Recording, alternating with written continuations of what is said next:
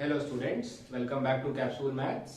और आज हम लोग हाइपरबोला को आगे कंटिन्यू करते हुए और हाइपरबोला के जो टेक्निकल टर्म्स हैं उनके बारे में स्टडी करेंगे। तो आज की क्लास में हमको पढ़ना है सबसे पहले इसेंट्रिसिटी ऑफ हाइपरबोला। तो इसेंट्रिसिटी ऑफ हाइपरबोला को जब मैंने रिलेशन लिखवाया था, किसका रिलेशन?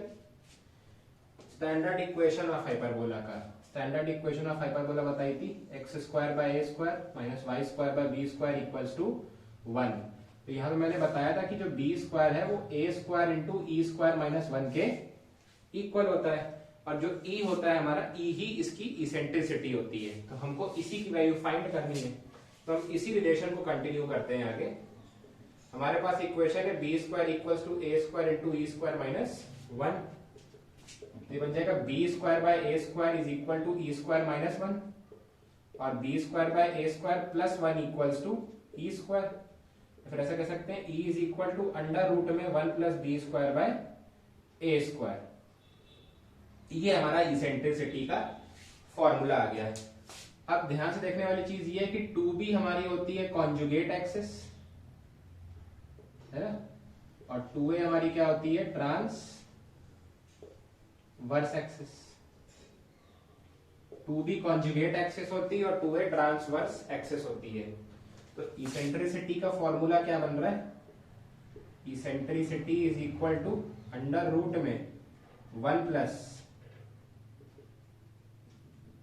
सेमी कॉन्जुगेट एक्सिस का whole square upon semi transverse axis का होल स्क्वायर। ये हमारा इसेंट्रिसिटी का फॉर्मूला बन जाता है। अब बात आती है इसको क्यों ध्यान रखना है? इसको ध्यान इसलिए रखना है क्योंकि अभी हम लोग कॉन्जुगेट हाइपरबोला भी पढ़ेंगे। रेक्टेंगुलर हाइपरबोला तो खैर अभी सिलेबस में अपने है, बट इसका जो कॉन्जुगेट हाइपरबोला होता है वो भी हम लोग को पढ़ना है। तो हमको इसेंट्रिसिटी का जो फॉर्मूला है वो बेसिकली यही ध्यान रखना होगा कि सेम 1 प्लस सेमी कॉन्जुगेट एक्सिस का square upon semi transverse axis का स्क्वायर। तो ये हमारा जो है इसेंट्रिसिटी का फॉर्मूला बन जाएगा। तो आई होप ये फॉर्मूला आपको क्लियर है, तो आप इसको नोट डाउन कर लो।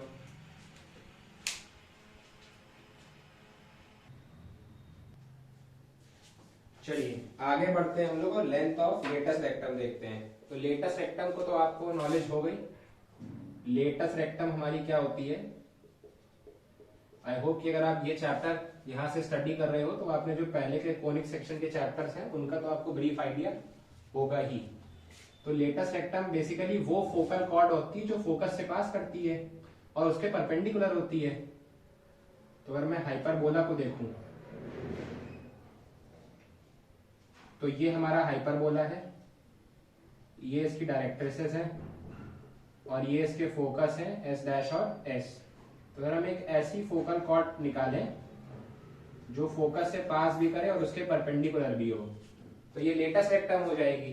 अच्छा, तो हमको जो कैलकुलेट करना है वो इसी लाइन लेटस रेक्टम की लेंथ कैलकुलेट करनी है। तो लेट अस सपोज कि इतने पोर्शन की लेंथ को हम लोग एल मान लेते हैं। तो सिंस हमारा जो हाइपरबोला है वो कोऑर्डिनेट एक्सिस के अबाउट सिमेट्रिक होता है, तो क्या होगा कि हम ये पोर्शन की लेंथ कैलकुलेट कर लें और इसका ट्वाइस कर दें तो ये पूरी लेंथ 2l जो होगी वो कैलकुलेट हो जाएगी। तो आई होप जो हम लोग को यहाँ पे अप्रोच स्टैब्लिश करनी है वो आपको समझ आ गई होगी। अब क्या करना है हमको? इक्वेशन ऑफ हाइपरबोला से स्टार्ट करना है। X square by A square minus Y square by B square equals to 1 से। अब लेटस रेक्टम हमारी ये लाइन है, ये लाइन हमारी लेटस रेक्टम है। अगर मैं इस लाइन पे इस वाले कोऑर्डिनेट्स की बात करूं तो क्या बताओ, क्या आप लोग बताओ कि इस कोऑर्डिनेट्स की वैल्यू ए ई कॉमा एल होगी? ए ई कॉमा एल क्यों? क्योंकि फोकस का कोऑर्डिनेट होता है ए ई कॉमा 0, तो एक्स कोऑर्डिनेट तो सेम रहेगा। फिर उसके बाद आप एक्स एक्सिस से एल डिस्टेंस नीचे ट्रैवर्स करके आए हो तो ये पॉइंट का वाई कोऑर्डिनेट एल हो जाएगा। तो इसी को हमको यहाँ सब्स्टिट्यूट कर देना है। क्यों? क्योंकि ये पॉइंट जो है ये लेटस रेक्टम पे भी लाई कर रहा है और हाइपरबोला पे भी लाई कर रहा है। तो ये हाइपरबोला की इक्वेशन को भी सेटिस्फाई करेगा। तो इसको हम हाइपरबोला की इक्वेशन में सेटिस्फाई करा देते हैं। इस तरीके से। तो हम देखेंगे तो ए स्क्वायर से ए स्क्वायर तो कैंसिल हो जाएगा, यहाँ बचेगा E square minus L square by B square equal to A square. ठीक है ना, आई होप ये चीज दिख रही होगी। ठीक है, अब क्या करें, एलसीएम ले लें। एलसीएम ऊपर क्या बनेगा, बी स्क्वायर ई स्क्वायर, और यहां बन जाएगा एल स्क्वायर इक्वल टू 1। तो B square E square minus L square equal to B square, और एल स्क्वायर की वैल्यू क्या आ जाएगी, बी स्क्वायर इंटू ई स्क्वायर माइनस 1। ठीक है, B square is L square की वैल्यू आ जाएगी बी स्क्वायर इंटू ई स्क्वायर माइनस 1। ठीक है, अब क्या करें हम, हमको एक रिलेशन पता है कि बी स्क्वायर जो है ए स्क्वायर इंटू ई स्क्वायर माइनस 1 के इक्वल होता है। हम क्या करें, इस इक्वेशन को ए स्क्वायर से डिवाइड और मल्टीप्लाई करा दें, तो एल स्क्वायर की वैल्यू क्या आ जाएगी, बी स्क्वायर इंटू, देखिए ये क्या लिखा है, ये चीज क्या लिखी है, देखो आप ये चीज क्या लिखी है बताओ। देखिए ये क्या लिखी है, दिस इज बी स्क्वायर, नहीं B square into B square by A square आ गया, मतलब एल स्क्वायर की वैल्यू हो गई B square by A square, P की पावर 4 बाय ए स्क्वायर, तो एल की वैल्यू क्या आ गई, B square by A, L की वैल्यू आ गई अपने पास बी स्क्वायर बाय ए। तुमको पता है लेंथ ऑफ लेटस रेक्टम जो है, लेंथ ऑफ लेटस रेक्टम वो कितनी है, 2l है। 2l मतलब 2 इंटू बी स्क्वायर बाय ए, मतलब 2b स्क्वायर बाय ए। तो 2b स्क्वायर बाय ए जो है that is our length of latus rectum. Derivation is for understanding, main formula जो याद रखना है that is 2b square by A. तो I hope clear हो चुका होगा अच्छे से कैसे करना है इसको, अब इसको नोट डाउन कर सकते हो।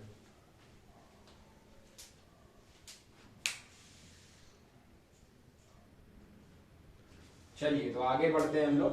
अब हमको देखना है focal distances of a point. तो focal distances of a point पे कंटिन्यू करने से पहले हम लोग यही समझ लेते हैं कि फोकल डिस्टेंस होती क्या है। तो बहुत आसान है, जैसा कि उसका नाम है वैसे ही उसमें हमको प्रोसेस भी करना है। फोकल डिस्टेंस का मतलब किसी भी पॉइंट की जो हाइपरबोला पे लाई कर रहा हो उसकी दोनों फोकाई से जो डिस्टेंस होगी वो फोकल डिस्टेंस बन जाएगी। मतलब ये हमारा एक हाइपरबोला है,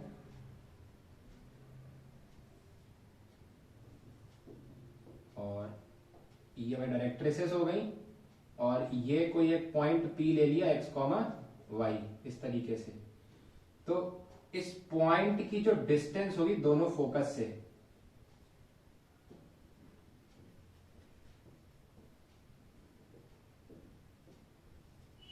इस पॉइंट P की जो दोनों फोकसेस से डिस्टेंस होगी वो क्या बन जाएगी, फोकल डिस्टेंस। तो हमको बस फोकल डिस्टेंस में ही समझना है कि distance of A point lying on the hyperbola x square by a square minus y square by b square, distance of a point lying on the hyperbola from its foci are known as focal distances। किसी भी point P की जो दोनों foci से distance है उसको कहते हैं हम लोग फोकल डिस्टेंसेस। ओके, ये फंडा क्लियर है। अब हमें क्या करना है, फोकल डिस्टेंसेस को कैलकुलेट करना है। तो फोकल डिस्टेंस को कैलकुलेट करने से पहले जो इंपॉर्टेंट रिजल्ट है फोकल डिस्टेंसेस को लेके वो हम लोग देख लेंगे हाइपरबोला के रिगार्डिंग। तो वो ये है कि difference of focal distances of a point is constant and is equal to the length of transverse axis क्या है हमारा जो स्टेटमेंट है कि difference of focal distances of a point, जैसे पॉइंट P है तो पॉइंट P की जो दो फोकल डिस्टेंसेस है वो क्या क्या है, SP एंड SP डैश। ये दोनों P पॉइंट की क्या हो गई, फोकल डिस्टेंसेस हो गई ना। अब इनका जो डिफरेंस है, इन फोकल डिस्टेंसेस का जो डिफरेंस है, ऑब्वियस सी बात है कि दूर वाले फोकस से जो डिस्टेंस होगी वो ज्यादा होगी, तो SP डैश माइनस SP करेंगे। इन दोनों फोकल डिस्टेंसेस का जो डिफरेंस है that is constant and that constant is equal to length of what, transverse axis, जो कि 2a होती है हाइपरबोला के लिए। तो ये हमारा स्टेटमेंट है जो रिजल्ट है इसके रिगार्डिंग। तो आई होप दोनों चीजें क्लियर होगी आपको कि फोकल डिस्टेंसेस होती क्या है और क्या इसके रिगार्डिंग एक जो इंपॉर्टेंट रिजल्ट है वो। तो आप इसको नोट डाउन कर लो, फिर हम लोग डेरिवेशन की तरफ कंटिन्यू करते हैं।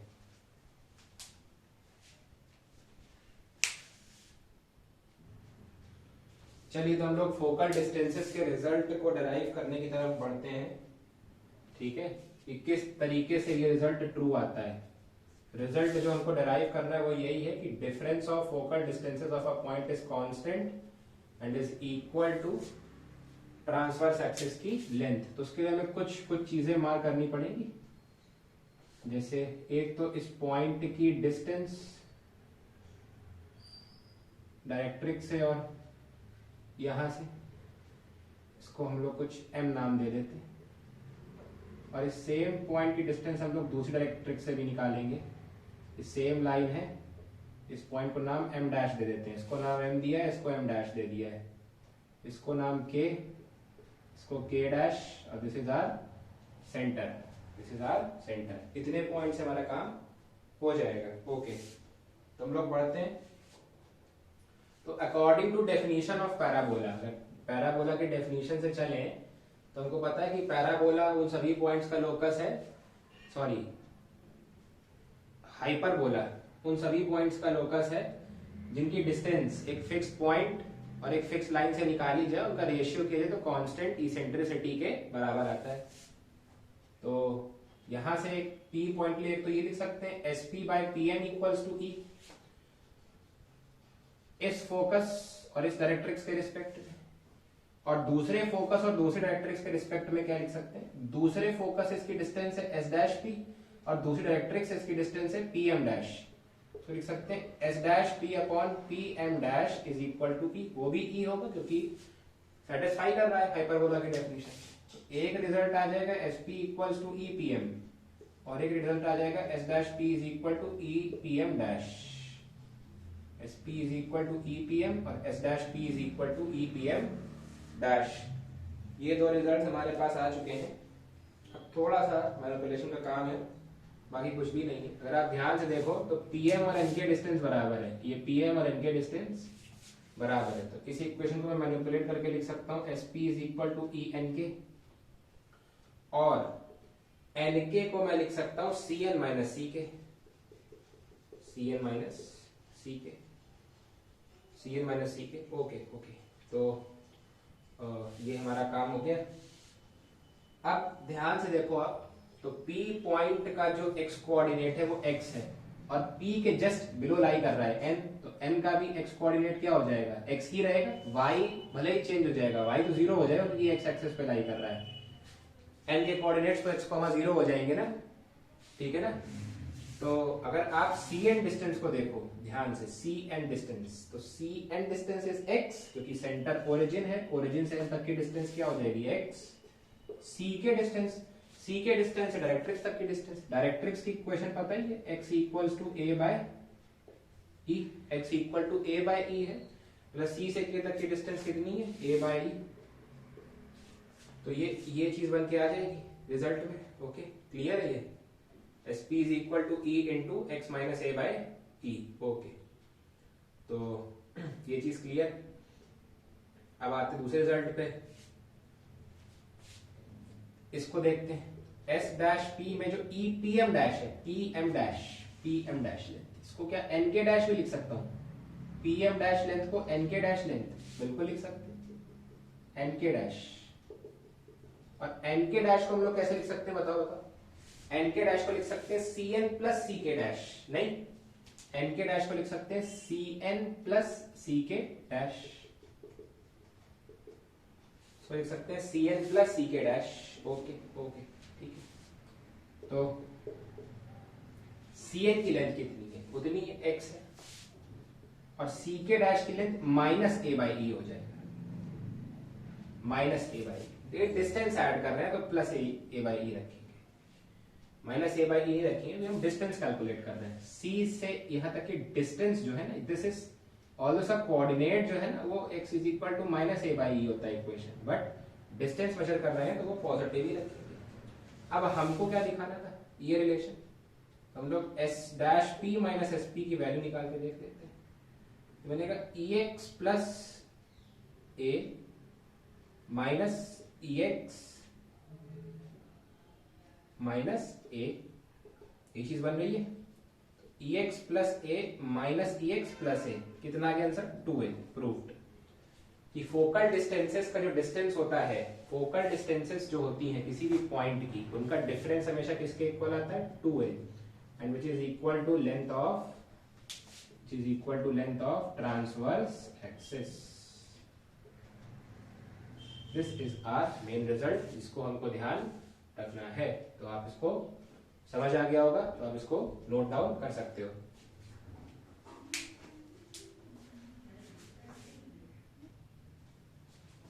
तो जो हमने भी रिजल्ट पढ़ा उससे हम लोग हाइपरबोला की एक और डेफिनेशन कंक्लूड कर सकते हैं ना।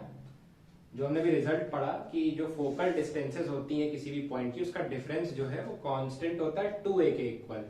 तो इसके ऊपर हम लोग एक डेफिनेशन क्रिएट कर सकते हैं हाइपरबोला की, और वो क्या डेफिनेशन होगी कि हाइपरबोला उन सभी पॉइंट्स का लोकस है, हाइपरबोला उन सभी पॉइंट्स का लोकस है जिनकी डिस्टेंस एक दो फिक्स्ड पॉइंट से निकाली जाए और उनका डिफरेंस किया जाए तो वो हमेशा कांस्टेंट आएगा। ठीक है ना? हाइपरबोला उन सभी पॉइंट्स का लोकस है जिनकी डिस्टेंस अगर दो फिक्स्ड पॉइंट से निकाली जाए, वो दो फिक्स्ड पॉइंट्स फोकस होंगे, और अगर उनका डिफरेंस किया जाए तो हमेशा एक कांस्टेंट आना चाहिए, and which is equal to length of transverse axis. तो आई होप ये क्लियर हो गया होगा कि हाइपरबोला की डेफिनेशन ये भी लिख सकते हैं कि locus of all those points whose distance, whose difference, whose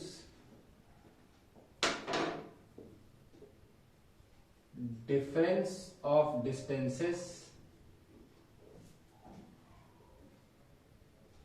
from two fixed points, जिनको हम लोग फोकस कहते हैं, is constant and is equal to length of transverse axis।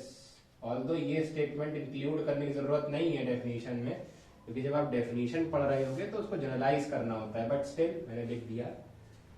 Definition सिर्फ मेन इतनी है कि locus of all those points whose difference of distances from two fixed points is constant। This is hyperbola की definition. Okay, तो ये हो गया। अब हम लोग आगे बढ़ते हैं कॉन्जुगेट हाइपरबोला की तरफ। कॉन्जुगेट हाइपरबोला, अब what is this conjugate hyperbola? तुमने पढ़ा है कि हमारे हाइपरबोला की इक्वेशन क्या होती है? X square by A square minus Y square by B square equal to 1। This is our standard hyperbola. ये क्या है? हमारा स्टैंडर्ड हाइपरबोला है। हमको क्या चाहिए? Conjugate hyperbola.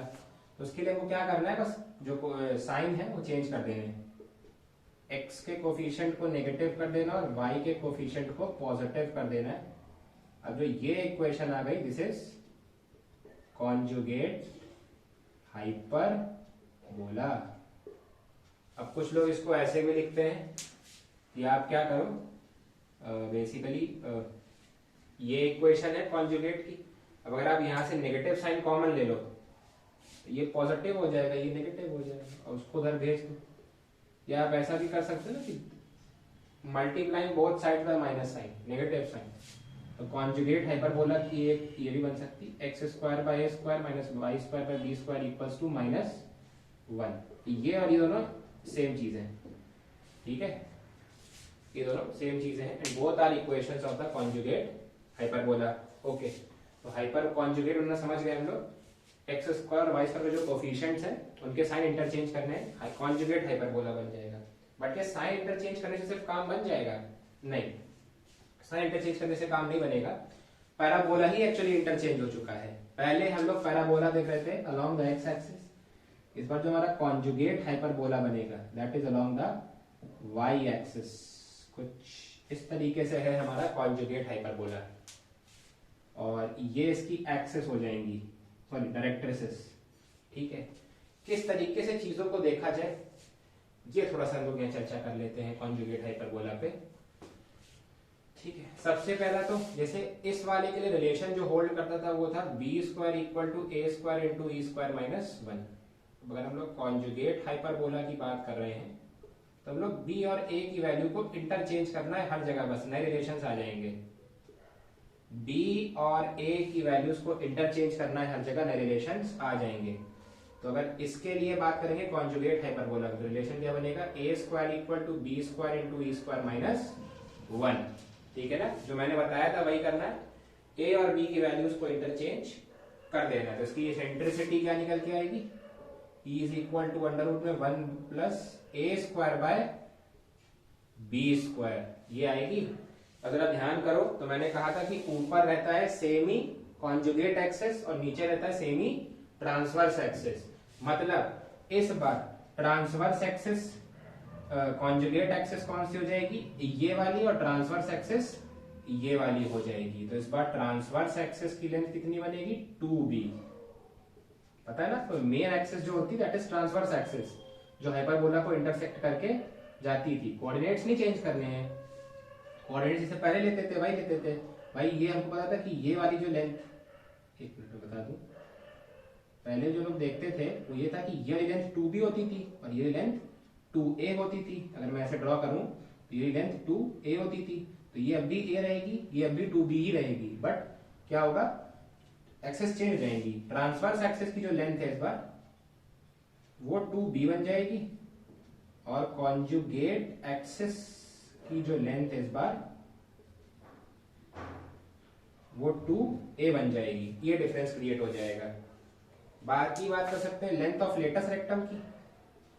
Length of latus rectum की अगर बात करें तो हमको पता था कि जो नॉर्मल हाइपरबोला होता है उसके लिए लेटस रेक्टम की लेंथ होती है 2b स्क्वायर बाय ए। तो यहाँ पे क्या बन जाएगी, 2a square by B. Conjugate के लिए बस कुछ नहीं करना है, ए और बी की पोजीशंस को इंटरचेंज करना है।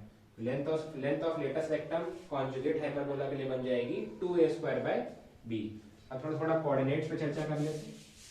सेंटर तो वही रहेगा, सेंटर वही रहेगा 0,0, ठीक है। डायरेक्ट्रिक्स की इक्वेशन देख लेते हैं। जैसे उस केस में डायरेक्ट्रिक्स की इक्वेशन थी x is equal to plus minus a by B.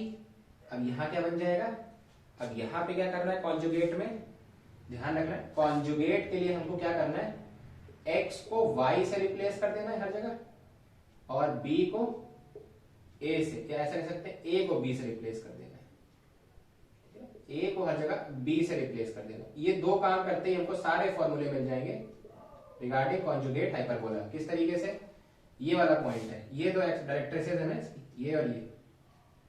a की इक्वेशन हो जाएगी y is equal to plus b by, और इसकी हो जाएगी y is equal to minus b by.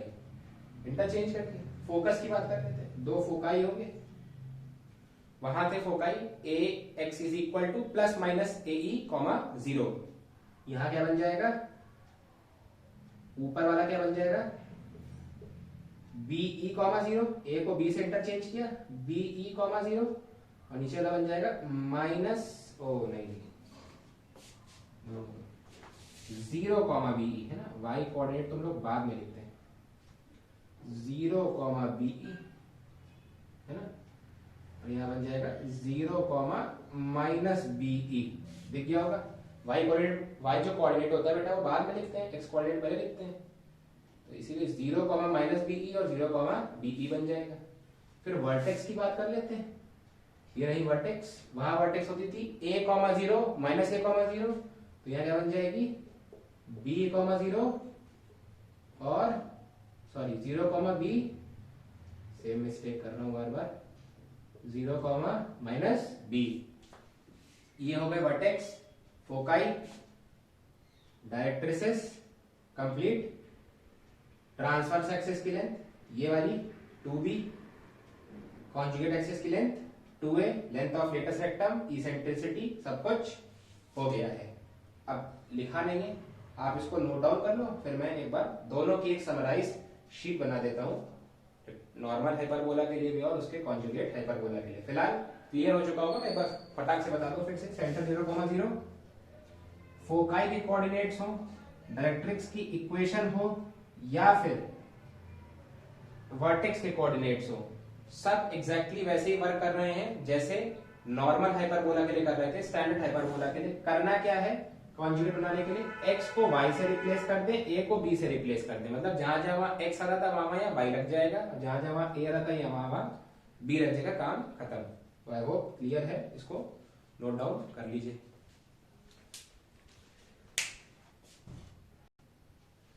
चलिए तो फटाक से कोई कंपैरिजन देख लेते हैं, उल्टी सीधी लाइंस को थोड़ा सा इग्नोर कर दीजिएगा, और एक दोनों के में एक फटाक से कोई कंपैरिजन देख लेते हैं, जिससे रिवीजन भी हो जाएगा और चीजें समझ भी आ जाएंगी। सबसे पहले आ जाते हैं इक्वेशन की बात कर लेते हैं।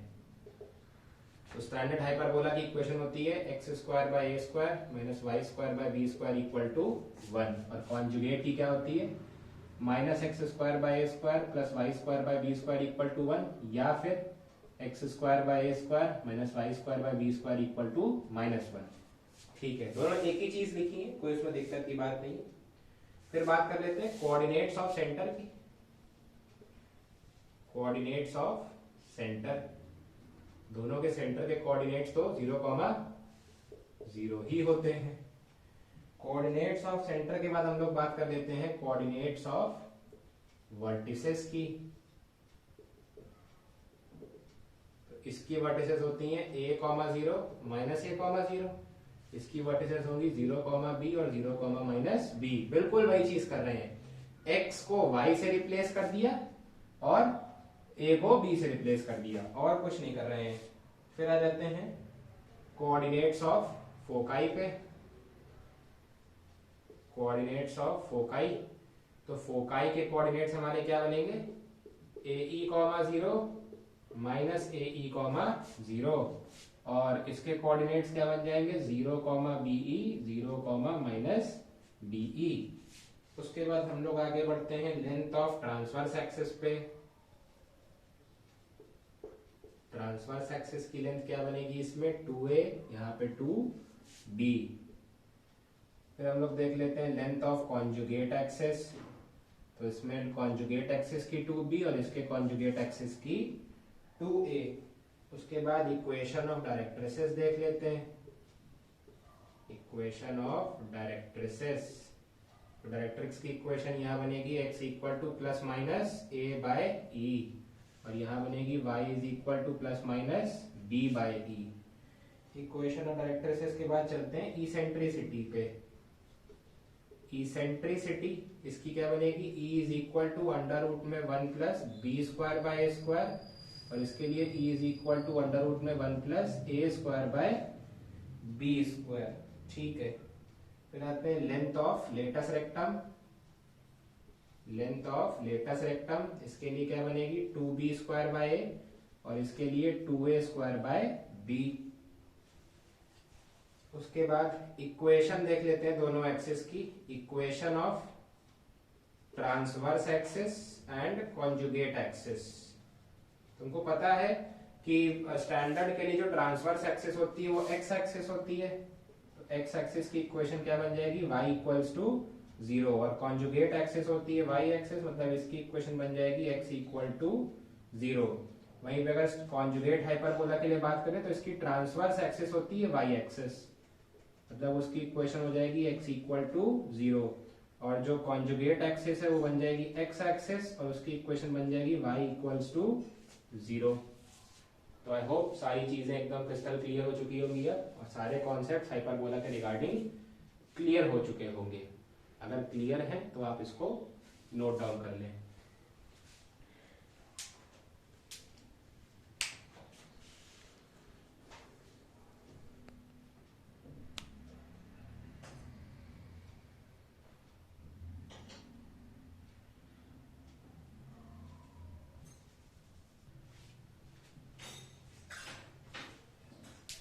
तो आई होप आपको वीडियो में पढ़ाए गए सारे कॉन्सेप्ट्स अच्छे से समझ आए होंगे और आशा करते हैं कि आपको फंडे जो हाइपरबोला के हैं वो क्लियर होते चल रहे होंगे। तो अगर आपको वीडियो अच्छी लग रही हो तो इसको प्लीज़ लाइक करें, शेयर करें और चैनल को जितना ज़्यादा पॉसिबल है सब्सक्राइब करें।